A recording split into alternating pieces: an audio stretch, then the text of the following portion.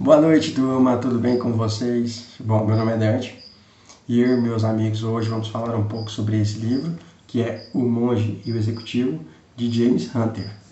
Bom, é um livro pequeno, de em média 140 páginas, de fácil leitura, uma leitura agradável, que eu particularmente li cerca de 1 ou 2 capítulos por noite antes de dormir, e que demonstra, através de exemplos, alguns conceitos de liderança e administração.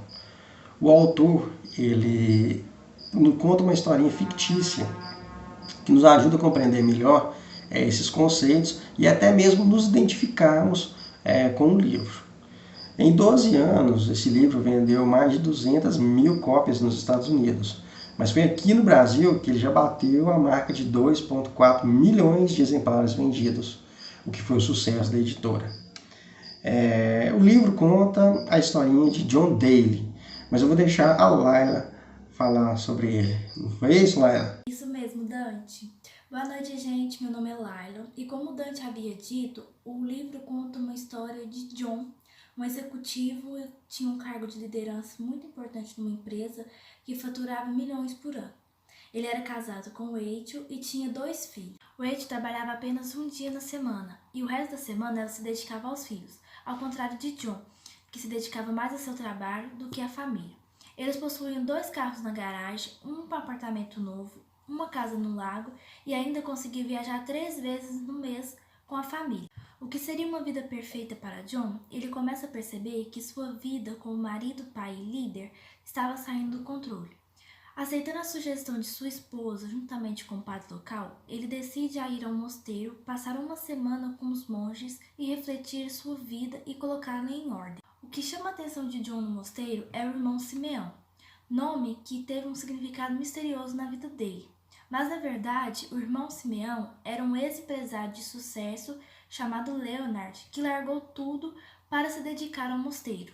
Simeão se torna o mentor de John e de outros líderes que vieram para o curso, ensinando as virtudes de um líder verdadeiro, como amor, empatia, humildade e autoridade. O livro explica e demonstra a diferença entre autoridade, poder e liderança. O que é liderança?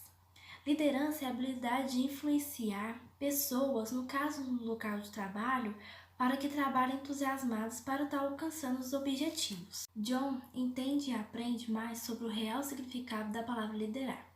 E entende que liderar uma empresa ou apenas um grupo de pessoas não é a mesma coisa que gerenciar. E que essa palavra tinha muito mais significado do que ele imagina. John aprendeu também a diferença entre poder e autoridade. Poder é a faculdade de forçar ou coagir alguém a fazer sua vontade por causa de sua posição.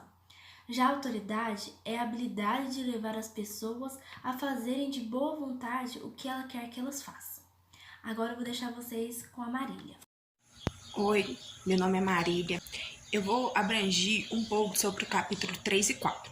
No capítulo 3, trata-se falando sobre que liderar é preciso servir.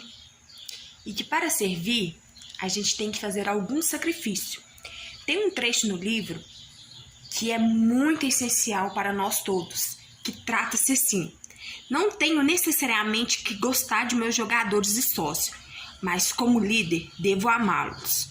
O amor é lealdade, o amor é trabalho de equipe, o amor respeita a dignidade e a individualidade. Esta é a força de qualquer organização. Vince Lombardi.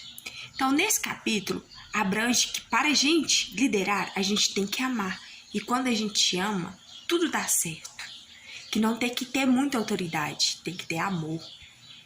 Que é a pirâmide de cabeça para baixo, onde trata-se, em primeiro lugar, a liderança, autoridade, servir, amor e vontade. Já o capítulo 4 abrange um pouco sobre as palavras, os sinônimos das palavras, sobre paciência, uma virtude do ser humano, a bondade, aqueles que têm boa intenção, a humildade.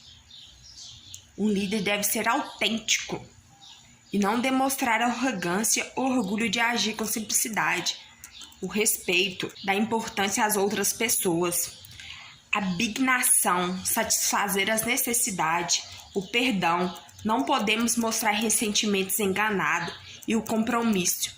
Trabalhe acima de todas as suas escolhas que sustentam sua autoridade. Sendo assim, o líder precisa colocar de lado seu interesse e vontade e necessidade e buscar o bem maior para todos. Boa noite, me chamo Gabriel e vou falar sobre ambiente e escolha do livro Monge Executivo. No mosteiro, John aprendeu que um líder deve ser capaz de proporcionar um ambiente de trabalho adequado e conveniente, favorável ao cumprimento de tarefas. Um exemplo é a questão de hábitos comportamentais e sua normatização. É ideal que um meio colaborativo tenha regras de conduta, e o papel de um líder é advertir, mas de maneira pessoal. Sobre escolha, a realidade é que sempre temos uma escolha de fazer ou não fazer, e sempre terá uma consequência, seja ela boa ou ruim. E com as escolhas vem as responsabilidades. A liderança começa com a escolha de assumir responsabilidades e dedicarmos nossas vidas a fazer boas ações associadas a boas intenções. Boa noite, pessoal. Meu nome é Isabela. Bom, como o John fala sobre optarmos por sermos líderes, nos leva à autoridade e com isso precisamos fazer muitas escolhas e sacrifícios. E é necessária muita disciplina. Quando optamos em ajudar as pessoas, nos causamos uma boa influência. E um líder com uma boa influência acaba se desenvolvendo muito. Nós não precisamos gostar dos nossos colegas de trabalho, mas devemos respeitá-los e tratá-los da mesma forma que gostaríamos, como ser honesto, valorizar, perdoar quando errar e ter compromisso com essa pessoa. Amar os outros, ajudar e liderar com autoridade acaba ajudando a quebrar o muro do egoísmo. Pequenos passos podem não fazer muita diferença em curto prazo, mas futuramente pode colocar num lugar completamente diferente. Meu nome é Mateus. O livro tem muito a nos ensinar. Por meio de sua leitura é possível utilizar vários aprendizados únicos e de fácil aplicabilidade. Nesse livro, John é cheio de preconceitos, medos e insegurança. O mesmo é verdade em nossas vidas. A novidade é a tomada de decisões que requer uma espécie de sabedoria que não está oculta nem nos tratados culturais. Por isso temos que saber muito bem sobre a tomada de decisões em qualquer momento de nossas vidas.